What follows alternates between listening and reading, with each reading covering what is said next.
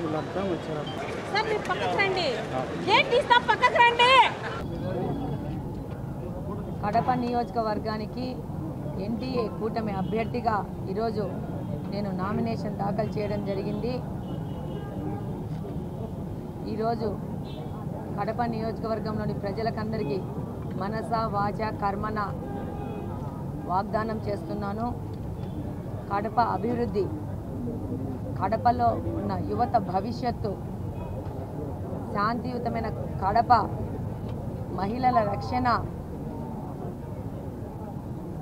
మౌలిక సదుపాయాల్లో ముఖ్యంగా కడప మంచినీటి సమస్య,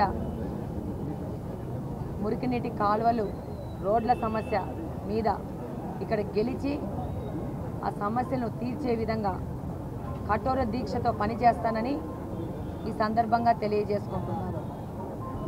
ఈ ఎలక్షన్లో ఇది ఒక అత్యవసరమైన ఎన్నికలుగా మనం తీసుకోవాల్సి ఉంటుంది.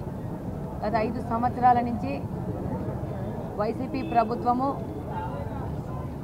యొక్క పాలనలో రాష్ట్రం కానీ కడప నియోజకవర్గం కానీ ఎలా తయారైందో మనందరికీ తెలుసు. విపరీతమైన భూ ఆక్రమణలు, అవినీతి అక్రమాలు, గాంజా, యువతకి ఉద్యోగాలు లేవు, ఏ విధమైన సంపద సృష్టి లేదు, ఏ విధమైన కంపెనీలు వచ్చే పరిస్థితి లేదు, ఫ్యాక్టరీలు వచ్చే పరిస్థితి లేదు. ఆర్థిక వ్యవస్థ మొత్తం చిన్నాభిన్నమైపోయింది. కాబట్టి ఈసారి ప్రజలు కానీ మేము కానీ ఒక అత్యవసరమైన ఎన్నికలుగా వీటిని తీసుకొని వీటిలో ఈసారి తెలుగుదేశం పార్టీ ఎన్డీఏ కూటమిని విజయవంతంగా గెలిపించి మళ్ళా రాష్ట్రాన్ని సరైన మార్గంలో పెట్టే విధంగా మేమందరము కష్టపడి పని చేస్తామని సందర్భంగా తెలియజేసుకుంటున్నాం. తప్పకుండా కడప నియోజకవర్గంలో తెలుగుదేశం పార్టీ గెలుస్తుంది. ప్రభంజనంలాగా ఈ గెలుపుని మా ఎన్డీఏ కూటమికి నారా చంద్రబాబు నాయుడు గారికి ఒక బహుమతిగా ఇచ్చి ఆ తర్వాత కడప నియోజకవర్గం అభివృద్ధిలో మా తెలుగుదేశం పార్టీ కుటుంబ సభ్యులందరూ కఠోర దీక్షతో పనిచేస్తారని సందర్భంగా తెలియజేసుకుంటున్నాను. నమస్కారం. మా ప్రయాణంలో జనసేన, భారతీయ జనతా పార్టీ, తెలుగుదేశం పార్టీ అందరము ఏకమై ఇంకా బలవంతులమై ప్రయాణం చేసి కడప నియోజకవర్గాన్ని ఒక అభివృద్ధి పదంలో తీసుకుపోయే విధంగా మేము పనిచేస్తామని సందర్భంగా తెలియజేస్తున్నాం. వాగ్దానం కూడా చేస్తున్నాం. వైసీపీ వాళ్ళకి నా గురించి మాట్లాడడానికి ఏమీ లేదు. నేను వాళ్ళలాగా భూదందాలు చేశానా, పంచాయతీలు చేశానా, ల్యాండ్ మాఫియా చేశానా, ఇసుక మాఫియా చేశానా, గాంజా స్మగ్లింగ్ చేశానా? నేనేమి చేయలేదు కాబట్టి, మ్యాటర్ లేదు కాబట్టి వాళ్ళకు మాట్లాడడానికి ఇలాంటి పిచ్చి కూతలు కూస్తూ ఉంటారు. ఈ మాటలకి మనము స్పందించాల్సిన అవసరం లేదు. ప్రజలకందరికీ తెలుసు ఈరోజు వైసీపీ ప్రభుత్వం కానీ ఇక్కడ గెలిచిన నాయకుడు కానీ వాళ్ళలో ఉన్న వైసీపీ పార్టీలో ఉన్న వాళ్ళు కానీ ఏ విధంగా ఈ యొక్క కడప మీద అరాచకం సృష్టించారో ఈరోజు వాళ్ళని ప్రశ్నిస్తుంటే నా గురించి మాట్లాడడానికి ఏమీ లేక మాట్లాడుతాను. డెఫినెట్గా తప్పు చేస్తే గట్టిగానే ప్రశ్నిస్తాను, గట్టిగానే పోరాడుతాను. Get ready. ఈ ఫైట్కి వాళ్ళని కూడా రెడీగా ఉండమంటున్నాను. ప్రశ్నించేది వాళ్ళనే, తప్పులు చేసేది వాళ్ళనే. సమాధానాలు ఇవ్వాల్సిన వాళ్ళు వైసీపీ పార్టీ వాళ్ళే.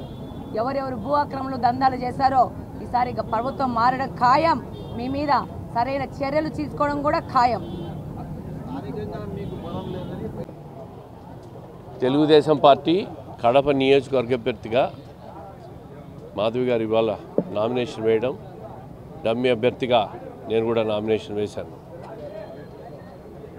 గత 7 నెలలుగా తెలుగుదేశం పార్టీ గెలుపు కోసం కడప నియోజకవర్గంలో ఉన్న తెలుగుదేశం పార్టీ కార్యకర్తలు, భారతీయ జనతా పార్టీ నాయకులు, జనసేన వాళ్ళు మా అభ్యర్థి మాధవి గారికి సపోర్టుగా 7 నెలల నుంచి అహర్నిశలు గెలుపు కోసం పనిచేస్తున్నారు. ఇంకా 20 రోజులు ఎన్నికలు ఉన్నాయి. ఈ 20 రోజులు కూడా మరింత కష్టపడి అందరూ కూడా గెలిపించి నగరాన్ని అభివృద్ధి చేసుకునేదానికి బాటలు వేయాలని చెప్పి ప్రతి ఒక్కరికి విజ్ఞప్తి చేస్తూ ఉండా. అదేవిధంగా చూస్తూ ఉన్నాం, వైఎస్ఆర్ కాంగ్రెస్ అభ్యర్థిని చూస్తే పాపం జాలేస్తూ ఉంది నాకు, అంజద్ బాషా గారు. ఏ 3వ స్థానానికి పోతాడో 4వ స్థానానికి పోతాడో అని జాలిగా ఉంది. ఎందుకంటే 10 సంవత్సరాలు ఎమ్మెల్యేగా ఉండి కడపను అన్ని విధాలుగా కూడా సర్వనాశనం చేసిన ఘనత ఎవరిదంటే అంజద్ బాషా గారిది. కోతికి కొబ్బరి చిప్పిస్తే ఏ విధంగా కొరికి దాన్ని నాశనం చేస్తుందో అధికారం ఇస్తే ఈ అంజద్ బాషాకి ఏ విధంగా చేస్తాడో 5 సంవత్సరాల పరిపాలన చూసాం మనం. ఎక్కడ చూసినా అవినీతి, అరాచకం. మా ముస్లిమ్స్ అని చెప్పి, మా ముస్లిం సోదరుడు అని చెప్పి ముస్లిం ఓట్లేస్తే ముస్లింల మీదే కేసులు పెట్టిన గనుడేనా, వాళ్ళని జైళ్ళల్లో పెట్టిన గనుడేనా.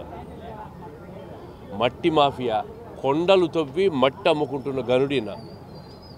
ఎర్రచందనానికి సపోర్టు, ప్రభుత్వ భూములు ఆక్యుపై చేసుకోవడం, ప్రైవేటు భూములను బెదిరించడం, పంచాయతీలు చేయడం, దాని ద్వారా లబ్ధి పొందడం. దాంట్లో పంచాయతీలు వచ్చి నడి రోడ్డు మీద హత్యలు, ఒకరినొకరు చంపుకోవడాలు. ఇంతకంటే అరాచకం లేదు అనిపేదానికి వాళ్ళు ఒక సమాధానం చెప్పగలరా అని నేను అడుగుతాండా. నడి రోడ్డు మీద భూ పంపకాల్లో భాగస్వామ్య తేడాలు వచ్చి నడి రోడ్డు మీద చంపుకున్న మాట వాస్తవం కాదా? దీనికి ఎమ్మెల్యే సమాధానం చెప్పగలడా? ఇది నాకు సంబంధం లేదని చెప్పగలడా? మరి ఆయన ఎమ్మెల్యేగా ఉన్నప్పుడే కదా జరిగింది ఇది. ఈ అరాచకం జరిగింది ఆయన ఉన్నప్పుడే కదా, బాధ్యత అయిందే కదా. దానికి సమాధానం చెప్పడినా. నగరాన్ని అభివృద్ధి లేని నగరంగా తయారు చేసినాడు. సంక్షేమంలో 100కి చంద్రబాబు నాయుడు గారు టైంలో ఉన్న వాళ్ళల్లో 100కి 50 మందిని పోతేసినారు. మేము కట్టిన ఇల్లు ఇవ్వలే, మళ్ళీ కొత్తగా కడతామన్న ఇల్లు కట్టరు. పేదలను ముంచేసినారు. నగరంలో అభివృద్ధి లేదు, అరాచకం మాత్రం రాజ్యం వెళ్తూ ఉంది. తాగేదానికి నీళ్లు లేవు. వీళ్ళు మళ్ళీ ఓట్లు అడిగేదానికి వస్తారా? ఏ ముఖం పెట్టుకొని తాగేదానికి నీళ్లు లేని వాళ్ళు మళ్ళీ ఓట్లు అడిగేదానికి వస్తారని చెప్పి నేను ప్రశ్నిస్తూ ఉంటాను. అదేవిధంగా కడప పార్లమెంట్ పరిధి కానీ, మిగతా 4 స్థానాలు కానీ, మిగతా 2 బీజేపీ స్థానాల్లో కూడా ఖచ్చితంగా ఈసారి కడప జిల్లాలో మార్పు వస్తుంది. జగన్మోహన్ రెడ్డి గారిని మన జిల్లా వాడు, మనవాడు అని ఒక ఛాన్స్ అడిగాడు, ఛాన్స్ ఇస్తామని ఇచ్చినారు. ఇంకా మళ్ళీ తప్పు చేయరు. నాకు తెలిసి ప్రజలు మళ్ళా తప్పు చేయరు. కడపలో అయితే ఇంటికి పోతూ ఉంటే మహిళలు తిరుగుబాటు చేస్తూ ఉంటారు ఎమ్మెల్యే మీద. పాపం ఆయన చూస్తే ఈ 5 ఏళ్ళు అనుభవించినాడు. ఆయన చూస్తే బాధ వేస్తుంది. ఏ స్థానానికి పోతాడో, 2వ స్థానం అయితే దక్కుతుందని నేను అనుకోను, 3వ స్థానానికి పోతాడని అనుకుంటాడా. ఇంకా కిందికి పోయినా ఆశ్చర్యం ఉండదు. తెలుగుదేశం పార్టీ కడపలో 20 సంవత్సరాల తర్వాత ఘన విజయం సాధించబోతా ఉంది. భారతీయ జనతా పార్టీ జనసేన కూటమితో, వాళ్ళ మద్దతుతో, కడప నగరంలో ఉన్న ప్రజలతో ఖచ్చితంగా మాధవి గారు గెలుస్తారు.